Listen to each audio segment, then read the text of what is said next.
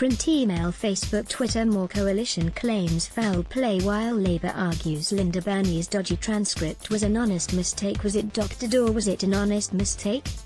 It depends which of the major parties you believe. Late on Wednesday, the transcript of an interview with Labour's Human Services spokeswoman Linda Burney on Sky News was distributed to journalists in Parliament House. But the document was littered with errors and omissions, which the coalition has seized upon as evidence of foul play. Ms. Burney was asked about issues within her portfolio, such as concerns the New Start unemployment payment is too low.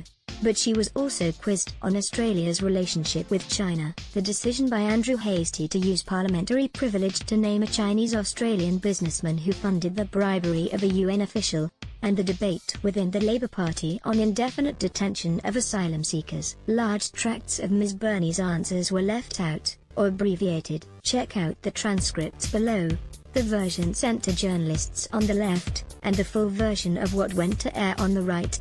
Linda Burney's transcripts side-by-side. Document pages, notes, text, zoom close, previous for next p.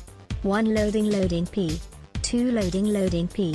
3 loading Linda Burney's transcripts side-by-side. Contents: original document, PDF, related article contributed by ABC News, Australian Broadcasting Corporation. Page note 1 of 40. To print the document, click the original document link to open the original PDF. At this time it is not possible to print the document with annotations. Home Affairs Minister Peter Dutton claimed it was further evidence of divisions within Labour on border protection. "This is not just some mistake by somebody transcribing and can't understand garbled words within a tape recording," he said. "This is a deliberate act of fabrication. This is not a clarification, not an improvement of grammar. This is a fabrication, pure and simple."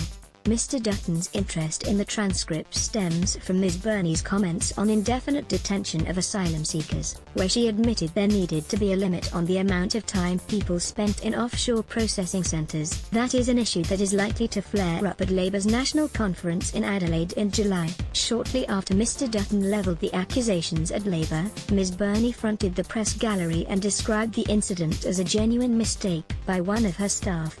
"I think we've been very clear about that," Ms. Burney said. "My comments are on record, and there was a mistake in my office."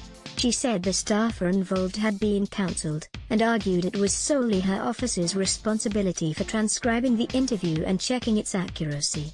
Allegations of doctoring transcripts are not new in politics. Barnaby Joyce was forced to defend accusations he was trying to mislead the public after it was revealed Hansard records of comments he made on drought relief were changed. Mr. Joyce, who was then the Agriculture Minister, blamed a staffer. Distribution versus accuracy. The Federal Parliamentary Labour Party distributes all of its press releases through opposition leader Bill Shorten's office.